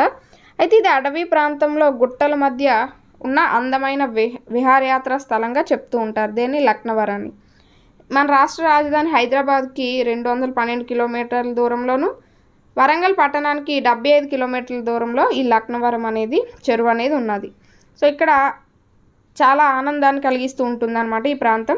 అయితే ఇది కాకతీయ రాజులు తవ్వించారని చెప్తూ ఉంటారు. ఈ చెరువులో ఎక్కువగా వాన నీళ్లు నిల్వ చేసే చెరువుగా ఈ లక్నవరం చెరువుకి మంచి పేరు అనేది ఉన్నది. ఈ నీటి వల్ల ఎన్నో ఎకరాల భూమి అనేది కూడా సాగవుతూ ఉన్నదన్నమాట. అలాగే ఇక్కడ 13 ద్వీపాలనే ఉన్నాయట. ఈ లక్నవరం చెరువులో 13 ద్వీపాలనే ఉన్నాయి. అయితే ఇక్కడ 3 ద్వీపాలను కలుపుతూ ఏంటంటే రోప్ వే అనేది ఏర్పాటు చేశారు, 3 ద్వీపాలని కలుపుతూ. అలాగే ఇక్కడ బోటింగ్, ఈ చెరువులో బోటింగ్ కూడా ఇక్కడ ఏర్పాటు చేయడం అయితే జరిగింది. సో బోటింగ్ కానీ ఇవన్నీ ఈ లక్నవరం చెరువులో ఉంటాయి. అలాగే నెక్స్ట్ కుంటాల అనేది ఒక వాటర్ ఫాల్. ఇది ఎక్కడ ఉన్నదంటే ఆదిలాబాద్ జిల్లాలో ఉండడం జరిగింది. సో ఆదిలాబాద్ని తెలంగాణ కాశ్మీర్గా పిలుస్తూ ఉంటారనమాట. ఎందుకంటే ఇక్కడ అడవుల్లో సహజ సిద్ధంగా ఎన్నో పెద్ద పెద్ద జలపాతాలు అనేవి ఉన్నాయి. ఇది తెలంగాణ రాష్ట్రంలోనే అతి ఎత్తైన జలపాతం కింద ఈ కుంటాల జలపాతం చెప్తూ ఉంటారు. ఇది నిర్మల్ జిల్లాలో ఉంది. ఆదిలాబాద్ని తెలంగాణ కాశ్మీర్గా దేని చెప్తారంటే ఆదిలాబాద్ని. ఈ కుంటాల వాటర్ ఫాల్ అనేది ఎక్కడ ఉన్నదంటే నిర్మల్ జిల్లాలో ఉన్నది. అయితే ఇది ఉత్తర సహ్యాద్రి పర్వత శ్రేణులు ఎత్తైన కొండల నడుమ కడెం నదిపై ఉన్నది. ఎక్కడ ఉన్నది అంటే కడెం అనే నదిపై ఉన్నది. మనం సోషల్లో నదుల గురించి చెప్పుకున్నప్పుడు అక్కడ చెప్పుకున్నాం కడెం అనే ఒక నది గురించి. సో ఇక్కడ పూర్వం శకుంతల దుష్యంతుల కథల్లో శకుంతల ఇక్కడ నివాసం ఉన్నట్లుగా చెప్తూ ఉంటారనమాట. అందుకని ఫస్ట్లో ఈ ప్రాంతాన్ని కుంతల అని పిలుస్తూ ఉండేవారట. అది రాను కుంటాల కింద మారిపోవడం జరిగింది. అయితే ఈ నిర్మల్ నుండి ఆదిలాబాద్ వెళ్ళే 44వ జాతీయ రహదారి మీద ఉన్న నేరడిగొండ మండల కేంద్రానికి 12 కిలోమీటర్ల దూరంలో ఈ జలపాతం అనేది ఉన్నదట. అయితే దాదాపు 145 అడుగుల ఎత్తులో ఉంటుందట. అంటే మీటర్లో కనుక చూసుకుంటే 45 మీటర్లు. సో ఈ కుంటాల జలపాతం అనేది ఎక్కడుంది అంటే నిర్మల్కి ఆదిలాబాద్కి వెళ్ళే ఏదైతే రహదారి ఉంటుందో 44వ రహదారి, అక్కడ నేరడిగొండ అనే మండల కేంద్రానికి 12 కిలోమీటర్ల దూరంలో ఈ జలపాతం అనేది ఉండడం జరిగింది. ఎంత ఎత్తులో అంటే 145 అడుగుల ఎత్తులో ఈ జలపాతం అనేది ఉంటుందట. ఈ జలపాతంలో చాలా నీటి గుండాలు అనేవి కూడా ఉన్నాయట. అలాగే ఇక్కడ ఒక గుహ కూడా ఉన్నదట. ఆ గుహలో శివలింగం అనేది ప్రతిష్ఠించబడి ఉన్నదని కూడా చెప్తున్నారు. ఇక్కడికి ప్రతిసారి శివరాత్రి రోజు ఎక్కువ మంది గిరిజనులు అనేవారు వస్తూ ఉంటారట. అలాగే ఈ జలపాతాన్ని చూడడానికి రాష్ట్రాల నుంచే కాకుండా దేశాల నుంచి కూడా ఇక్కడికి రావడం జరుగుతుందట. నెక్స్ట్ నాగార్జున సాగర్. ఫస్ట్ మనం చెప్పుకున్నది లక్నవరం చెరువు, అలాగే కుంటాల జలపాతం. నెక్స్ట్ నాగార్జున సాగర్ ప్రాజెక్ట్ అనమాట. ఇది మనకి తెలంగాణలో ఒక చూడదగ్గ ప్రదేశం కింద చెప్పుకుంటాము ఈ నాగార్జున సాగర్ ప్రాజెక్ట్ని. అయితే ప్రపంచంలోనే బాగా గుర్తుపెట్టుకోండి, ప్రపంచంలోనే ఎత్తైన రాతి కట్టడం ఏది అంటే ఈ నాగార్జున సాగర్ ప్రాజెక్ట్ అని చెప్తూ ఉంటారు. ఇది మనకి నల్గొండ జిల్లాలో కృష్ణా నది పైన నిర్మించడం జరిగింది. 1955లో మనకి భారత తొలి ప్రధాని ఎవరైతే ఉన్నారో జవహర్లాల్ నెహ్రూ గారు, అతను శంకుస్థాపన చేశారు. ఇక్కడి నుంచి 14 కిలోమీటర్లు లాంచీలో ప్రయాణం చేస్తే నాగార్జున కొండ అనేది వస్తుందన్నమాట. అక్కడ చాలామంది పురాతత్వ శాస్త్రవేత్తలు తవ్వకాలు జరిపి ఎన్నో బౌద్ధ శిల్పాలు అనేవి కనిపెట్టడం జరిగింది. అవి క్రీస్తు శకం 1 నుంచి 3వ శతాబ్దం లోపని వాళ్ళు తేల్చి చెప్పారు. అయితే వీటిని అక్కడ ఒక మ్యూజియం కింద సందర్శనార్థం అక్కడ పెట్టడం కూడా జరిగింది. సో అక్కడికి వెళ్ళే ప్రజలందరూ కూడా ఈ మ్యూజియంని సందర్శించి వస్తూ ఉంటారు. అలాగే ఇక్ష్వాకు రాజులు విజయపూర్ పేరుతో పాలించారు కదా ఈ ప్రాంతాన్ని. ఇది నాగార్జున సాగర్ నుండి 10 కిలోమీటర్ల ప్రయాణం చేస్తే అనుపు అనే ప్రదేశం వస్తుందట. ఇక్కడ బౌద్ధ మతానికి చెందిన నాగార్జునుడు విశ్వవిద్యాలయాన్ని నిర్మించాడు. ఈ నాగార్జున సాగర్ ఏదైతే ఉందో అక్కడ నుంచి 10 కిలోమీటర్లు వెళ్తే మనకి అనుపు అనే ప్రదేశం వస్తుంది. అక్కడ బౌద్ధ మతానికి చెందిన నాగార్జునుడు అనే అతను విశ్వవిద్యాలయాన్ని అక్కడ నిర్మించడం కూడా జరిగిందనమాట. నాగార్జున సాగర్ అనేది భారతదేశంలోనే అతిపెద్ద బహుళార్థక సాధక ప్రాజెక్టు. అలాగే సాగునీరుతో పాటు విద్యుత్ ఉత్పత్తికి కూడా ఈ ప్రాజెక్ట్ అనేది ఉపయోగపడుతుంది. ఇక్కడ రోజుకి 810 మెగావాట్స్ విద్యుత్ అనేది కూడా ఉత్పత్తి చేయబడుతుంది అనమాట. సో అది దీనికి సంబంధించి ఈ లెసన్ యొక్క ఇక్కడ చూస్తే కనుక పాఠం చదవండి, ఇచ్చిన పదాలు దేనికి చెందినవో పర్టికులర్ రాయండి. సో నాగార్జున సాగర్, కుంటాల, లక్నవరానికి చెందినవి ఏవేవో రాయమన్నారు. సో వరంగల్ చూసుకుంటే లక్నవరానికి, నల్గొండ నాగార్జున సాగర్, ఆదిలాబాద్ కుంటాల, విద్యుత్ నాగార్జున సాగర్, 13 ద్వీపాలు ఎక్కడ లక్నవరం, శివలింగం ఎక్కడుంది కుంటాల జలపాతం దగ్గర, కృష్ణానది నాగార్జున సాగర్ అనేది కృష్ణానది పైన కట్టారు. కడెం నది పైన ఏంటి కుంటాల జలపాతం అనేది ఉన్నది. రోప్వే ఎక్కడ ఉన్నది లక్నవరంలో, 3 ద్వీపాలను కలుపుతూ రోప్వే అనేది ఉన్నది. ములుగు ఎక్కడున్నది, విజయపురి అనేది నాగార్జున సాగర్కి సంబంధించి. నీటి గుండాలు అనేవి కుంటాలలో ఉండడం జరిగింది. సో ఈ విధంగా పాఠంలో అయితే ఇచ్చారు. నెక్స్ట్ కనుక చూసినట్టయితే పదజాలంలో కింది పదాల వరుసలో ఒక పదం వేరుగా ఉన్నది, దానిని గుర్తించండి అని అడిగారు. చెరువు, కుంట, సరస్సు, నది. సో చెరువు, సరస్సు, నది అనేది పెద్దది, కుంట అనేది చిన్నది కాబట్టి సో దాన్ని పక్కన పెడదాం. అలాగే మందారం, గులాబీ, కలువ, మల్లెలు. కలువ అనేది ఎందుకంటే అది నీటిలో ఉంటుంది కాబట్టి, మిగతా అన్నీ మనకి పైన చెట్లకి కాస్తూ ఉంటాయి. గోదావరి, కృష్ణ, లక్నవరం, మంజీరా. గోదావరి, కృష్ణ, మంజీరా అనేవి నదులు, లక్నవరం అనేది చెరువు. అలాగే నాగార్జున సాగర్, శ్రీరామ్ సాగర్, హైదరాబాద్, జూరాల. సో నాగార్జున సాగర్, శ్రీరామ్ సాగర్, జూరాల ఇవన్నీ కూడా ప్రాజెక్ట్స్ అంటే డ్యామ్స్ అనమాట. ఇవి హైదరాబాద్ కాదు. సో అందుకని ఈ విధంగా మనం టెక్స్ట్ బుక్లో ఉన్న ప్రతి పాయింట్ కూడా ఎక్స్ప్లెయిన్ చేసుకుంటూ వెళ్తున్నాం. సో వీటిని చూసిన తర్వాత మీకు ఇంకా టెక్స్ట్ బుక్ చూసే అవకాశం ఉండదు, ఎందుకంటే ప్రతిదీ కూడా ఏది స్కిప్ చేయకుండా అంటే మీకు ఏదైతే ఎగ్జామ్ పాయింట్ ఆఫ్ వ్యూలో అవసరమో సో దాన్ని అన్నింటినీ కూడా ఇక్కడ డిస్కస్ చేయడం అయితే జరుగుతుంది. నెక్స్ట్ చూస్తే కింది పదాల వరుస క్రమంలో రాయండి. మేఘాలు, వర్షం, చెరువు, పంటలు. మేఘాలు అనేవి వర్షాన్ని ఇస్తాయి, వర్షం ద్వారా చెరువులు నిండితే చెరువుల ద్వారా పంటలు అనేవి పండుతాయి. అలాగే ఆనకట్ట, నది, కాలువలు, వ్యవసాయం.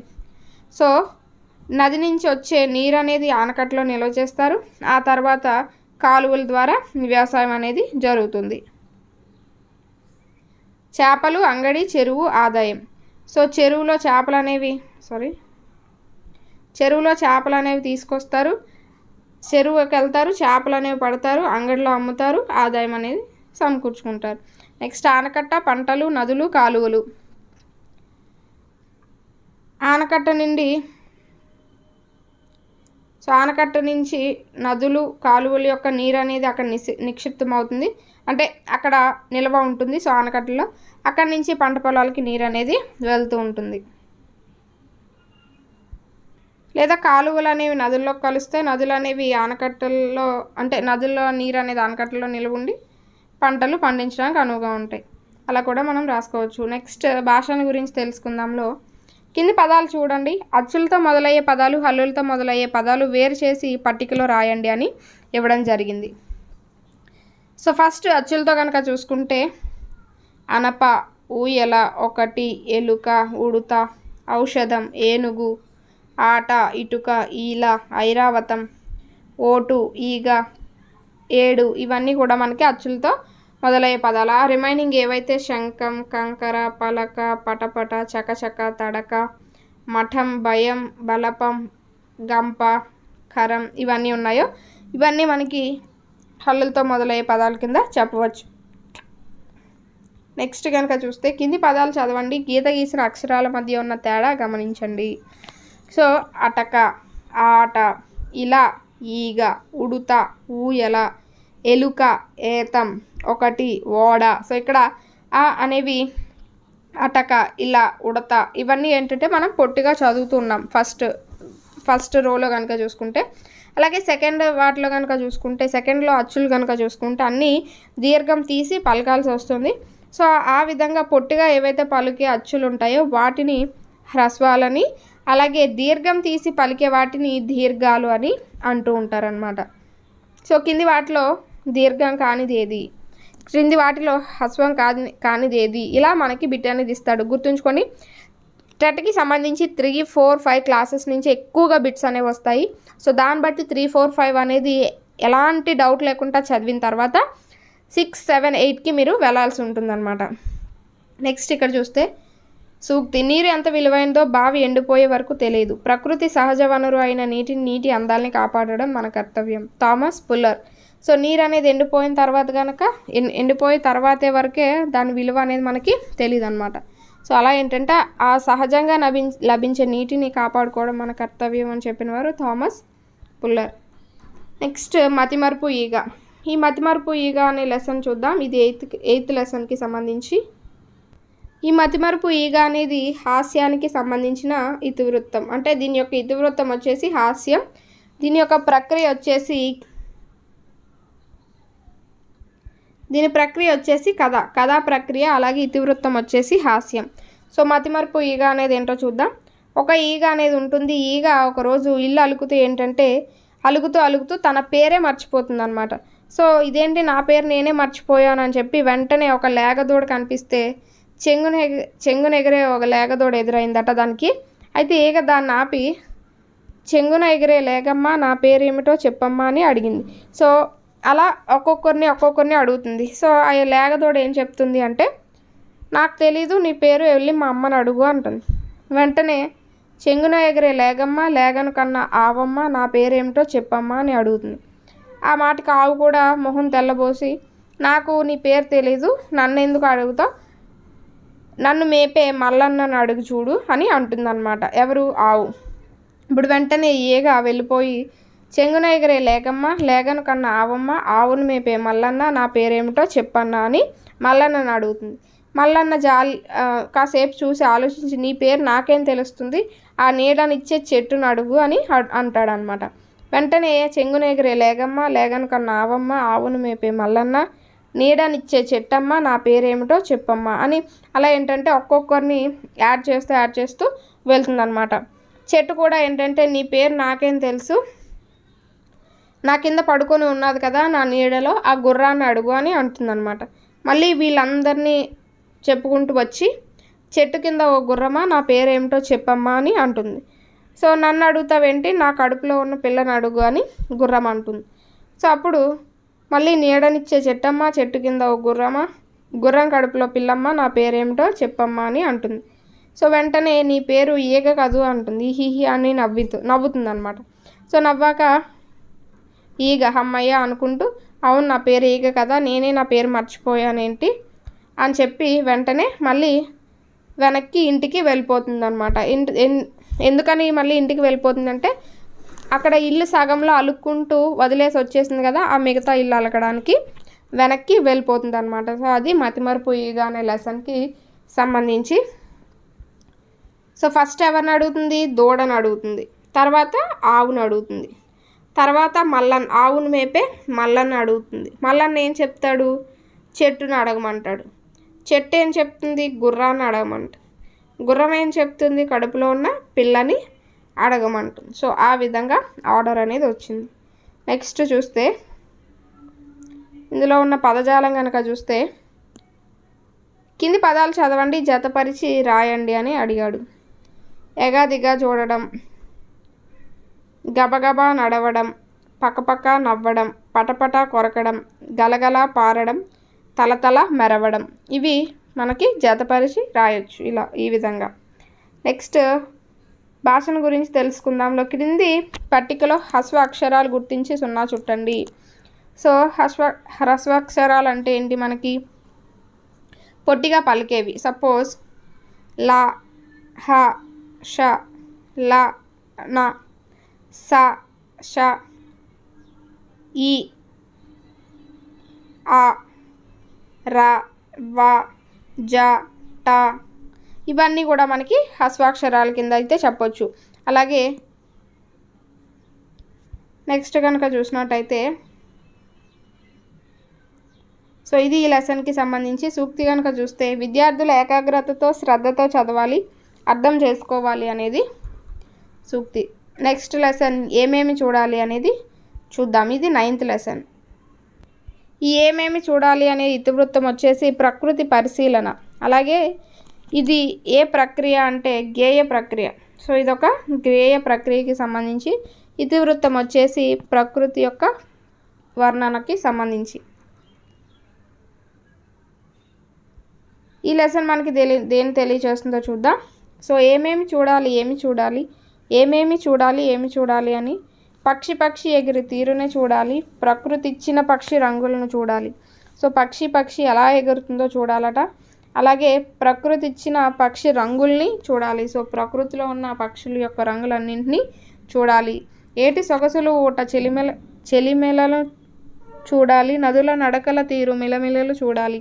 సో ఏరు ఎలా పారుతుందో, ఊట అనేది ఏ విధంగా పారుతుందో అనేది చూడాలి, నదులు ఏ విధంగా పారుతున్నాయి అనేది చూడాలి అని చెప్తున్నారు.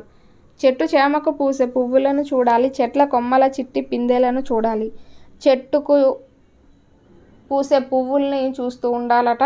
అలాగే చెట్ల కొమ్మలకి చిన్న చిన్న పిందెలు అనేవి ఉంటాయి కదా, అంటే పళ్ళు చిన్నగా ఉన్నప్పుడు పిందెలు అంటూ ఉంటారు. సో వాటిని చూడాలట.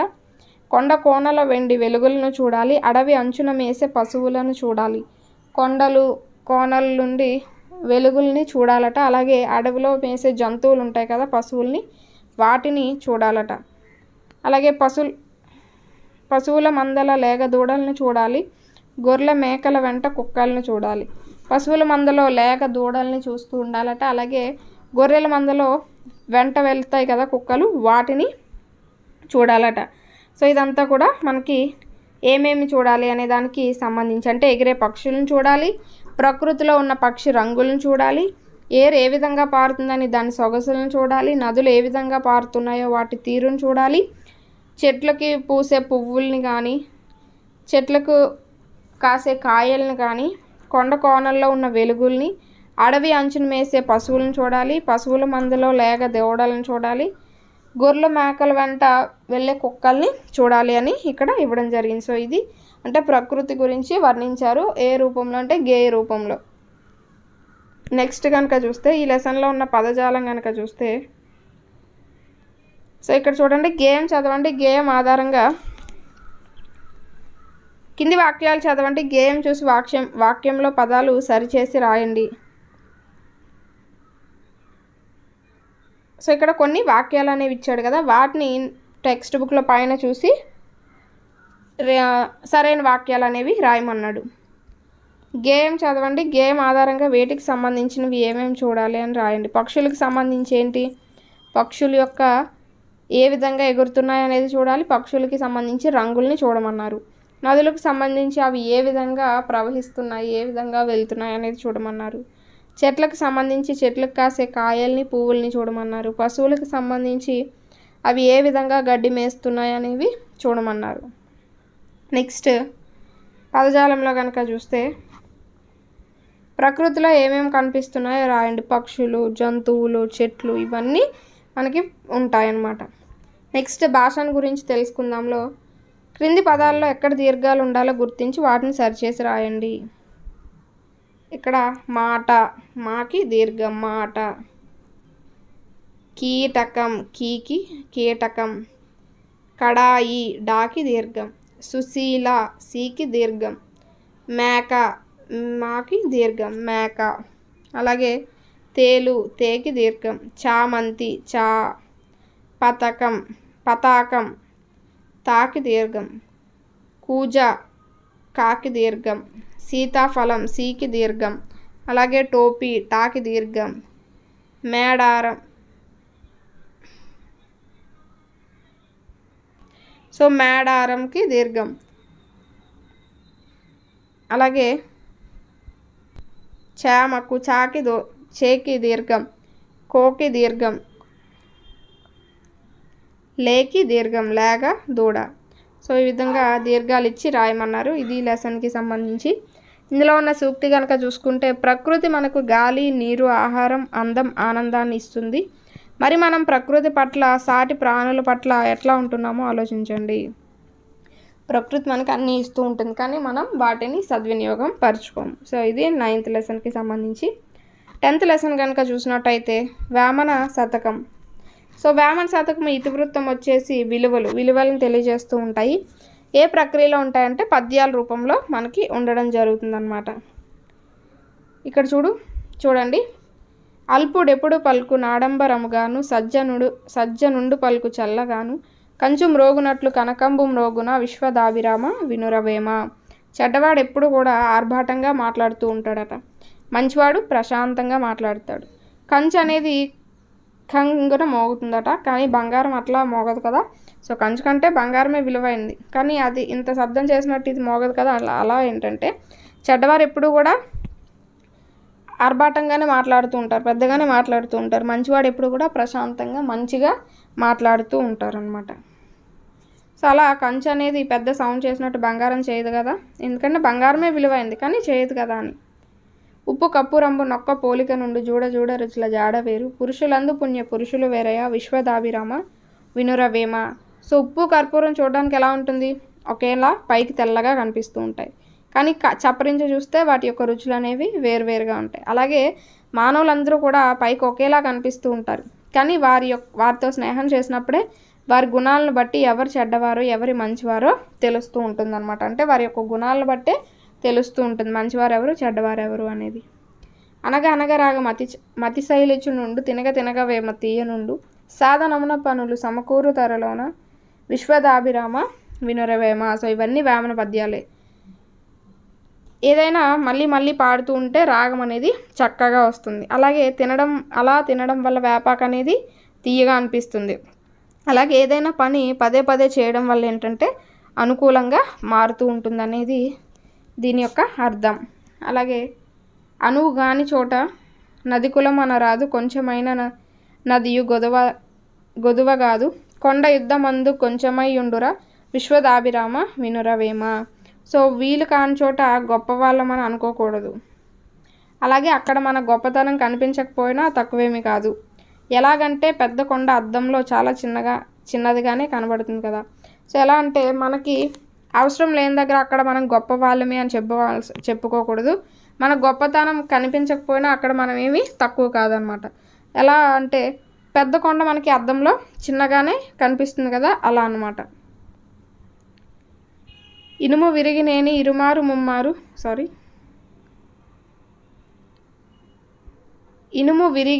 ఇరుమారు ముమ్మారు కాచి ఎతుకవచ్చు గమ్మరీడు, మనసు విరిగినేని మరియంత నేర్చున విశ్వదాభిరామ వినురవేమ. సో ఇనుము అనేది విరిగిపోయింది అనుకోండి, దాని కుమ్మరివాడు ఎన్నిసార్లైనా కాల్చి అతికిస్తాడు, కానీ ఒకసారి మనసు అనేది ఎవరి మాటల చేత అయినా బాధపడితే అది మళ్ళీ అతుక్కోదని చెప్తున్నారు. నెక్స్ట్, తప్పులెన్నువారు తండోపతండంబు లుర్విజనులకెల్ల నుండు తప్పులెన్నువారు తమ తప్పులెరుగరు విశ్వదాభిరామ వినురవేమ. సో లోకంలో ప్రతి మానవుడు తప్పు చేస్తాడు, కానీ ఎదుటివారి తప్పులనే లెక్కిస్తాడు తప్ప తన తప్పును తను తెలుసుకోలేడు అనమాట. ఎవరైతే తప్పు పడతారో వాళ్ళకి తన తప్పు అనేది తెలియదు. సో అది ఇక్కడ ఈ పద్యం ద్వారా తెలియజేస్తున్నారు. తల్లి తండ్రి మీద దయలేని పుత్రుడు పుట్టనేమి వాడు గిట్టనేమి పుట్టలోన చెదలు పుట్టదా గిట్టదా విశ్వదాభిరామ వినురవేమ. సో తల్లిదండ్రుల పైన దయలేని కొడుకు పుట్టిన ఒకటే, చచ్చినా ఒకటే. పుట్టలో చెదలు పుడుతుంది, నాశనం అవుతుంది, దానివల్ల ఎవరికి ఏమీ లాభం ఉండదు. సో అలా ఏంటంటే తల్లిదండ్రుల మీద దయలేని పుత్రుడు అనేవాడు ఉన్న ఒకటే, లేకపోయినా ఒక్కటే. మేడి పండు చూడు మేలిమయుండును పొట్ట విప్పి చూడ పురుగులుండు పిరికి వాణి మదిన బింకమీ లాగురా విశ్వదాభిరామ వినురవేమ. మేడిపండు అనేది చూడడానికి పైకి నిగనిగలాడుతూ ఉంటుంది, కానీ ఎప్పుడైతే చీల్చి లోపలికి చూస్తామో పురుగులనే ఉంటాయి. అలాగే పిరికివాడు కూడా బయటికి ధైర్యవంతుడిగా కనిపిస్తూ ఉంటాడు, కానీ లోపల పిరికితనం మాత్రం అలానే ఉంటుందన్నమాట. సో అది ఈ వేమన పద్యాలకి సంబంధించి. సో కింది భావాలకు తగిన పద్యపాదాలు రాయండి అని అడిగాడు. సో వీటన్నిటిని మనం పైన పద్యాల్లో చూసి రాసుకోవచ్చు. సో సాధనమున పనులు, ప్రయత్నంతో పనులన్నీ సాధించవచ్చు. సాధనమున పనులు, మనసు విరిగితే అతుకలేము, పైకి చూడడానికి మేడిపండు బాగానే ఉంటుంది, మేడిపండు చూడు మేలిమయుండును. అలా ఏంటంటే ఆ పద్యపాదాలు అనేవి ఇక్కడ రాయమన్నాడు. కింది పద్యంలో తారుమారైన పద్యపాదాలను క్రమంలో రాయండి. సో ఇలాంటివి కూడా మనకి బిట్ ఇచ్చే అవకాశం అనేది ఉంటుంది. పుట్టలో తల్లిదండ్రి మీద దయలేని పుత్రుడు అనేది ఒకటి, పుట్టనేమి వాడు గిట్టనేమి రెండు, పుట్టలోన చెదలు పుట్టదా గిట్టదా మూడు, విశ్వదాభిరామ వినురవేమ. సో ఈ విధంగా ఆర్డర్లో. నెక్స్ట్ పదజాలం కనుక చూసుకుంటే కింది పదాల వంటివి మరికొన్ని రాయండి. కొట్టకు, తిట్టకు. సో అలాంటివి పైన పద్యాల్లో మనకి ఏవైతే ఉంటాయో వాటిని రాయమన్నారనమాట. క్రింది పదాలను జంట పదాలు అంటారు. ఇలాంటి పదాలు మరికొన్ని రాయండి. మంచి చెడు, తల్లి తండ్రి, తడి పొడి, ఇలాంటివి కొన్ని ఉంటూ ఉంటాయి. అన్నదమ్ములు, అక్క చెల్లెళ్ళు, ఇలాంటివి అన్నమాట. నెక్స్ట్ పట్టిక చదవండి. పదాల ఆధారంగా వీలైనన్ని వాక్యాలు రాయండి. నేను ఆదివారం ఊరికి పోయాను, హరి సోమవారం సినిమాకు పోయాడు, లక్ష్మి శుక్రవారం జాతరకు పోయింది. ఇలా మనం సెంటెన్సెస్ని రాయమన్నారనమాట. కింద గీత గీసిన పదాలకు అర్థాలు రాసి వాటితో సొంత వాక్యాలు రాయండి. ఉర్వి అంటే ఏంటంటే ఉర్విలో ఎన్నో రకాల చెట్లు ఉన్నాయి. ఉర్వి అంటే భూమి. సో భూమి పైన ఎన్నో రకాల చెట్లు అనేవి ఉంటాయి. మంచి పనులు చేసేవారిని సజ్జనులు అంటారు. సో సజ్జనులు అంటే ఎవరు? మంచివారు అనమాట. మంచివారికి ఎప్పుడు మేలే జరుగుతుంది అనేది రాయొచ్చు. నేనే అధికుడునని ఎప్పుడు అనుకోకూడదు. అధికుడు అంటే ఏంటంటే గొప్పవాడు, ఈ విధమైన మీనింగ్ వస్తుంది. జాతరకు జనాలు తండోపతండాలుగా వచ్చారు అంటే చాలా ఎక్కువగా, అధికంగా అని అర్థం. కింద గీత గీసిన పదాలకు వ్యతిరేక అర్థం ఇచ్చే పదాలు రాయండి. కోపం, శాంతం, దుర్జనులు, సజ్జనులు, మిత్రులు ముచ్చుగుణము లేనివారు, పిరికివాడు, ధైర్యవంతుడు, మేలు, చెడు. నెక్స్ట్ కనుక చూసుకుంటే కింది పదాలు స్పష్టంగా చదవండి. వీటిలో ఒత్తున్న అక్షరాలకు 0 చుట్టండి అని అన్నాడు. ఒత్తు: కప్ప, చక్కని, చుక్క, పాలబుగ్గ, రచ్చబండ, సజ్జ, రొయ్య, అమ్మ, కొర్ర, పిట్ట, కొత్త, మెత్త. సో ఇవన్నీ మనకి ఒత్తులున్న అక్షరాలు. ఈ క్రింది అక్షరాలు స్పష్టంగా పలకండి. ప, క, గ, చ, జ, ట, త, ద, న. సో ఒక హల్లు కింద అదే హల్లు ఒత్తుగా చేరితే వాటిని మనం ద్విత్వాలు అంటాం, లేదా ద్విత్వాక్షరాలు అంటాం. ఏ హల్లు కింద అదే హల్లు ఒత్తుగా చేరితే మనం వాటిని ద్విత్వాక్షరాలు అని అంటూ ఉంటాం అన్నమాట. సో ఇది మనకి 10th లెసన్కి సంబంధించి. ఇందులో అబ్రహం లింకన్ గారు చెప్పిన మాట ఏంటంటే, మోసం చేయడం కంటే ఓటమిని పొందడమే గౌరవదాయకమైన విషయం. సో ఎవరినైనా మోసం చేసే కంటే నేను ఓడిపోయానని ఒప్పుకోవడమే చాలా మంచి విషయం, అదే గౌరవం అని చెప్పిన వారు ఎవరు అంటే అబ్రహం లింకన్. సో ఇది మనకి 6 to 10 లెసన్స్లో ఉన్న లెసన్స్, అలాగే పదజాలంలో ఉన్న గ్రామర్ పాయింట్స్ అన్నీ కూడా. సో నెక్స్ట్ వీడియోలో రిమైనింగ్ లెసన్స్ అయితే డిస్కస్ చేద్దాం. హోప్ ఈ వీడియో మీ అందరికీ నచ్చింది అనుకుంటున్నాను. సో ఇది ఏంటి అంటే కొన్ని మనం ఈ పద్యపాదాలు అవి చూసి పైన చూసి కింద రాయడమే కాబట్టి సో వాటిని వదిలేసాం. మీరు నోట్స్లో ప్రిపేర్ చేసుకున్నప్పుడు సో వాటిని రాసుకోవాల్సి ఉంటుంది. ఇది మనకి నెక్స్ట్ వీడియోతో అయితే మళ్ళీ కలుద్దాం.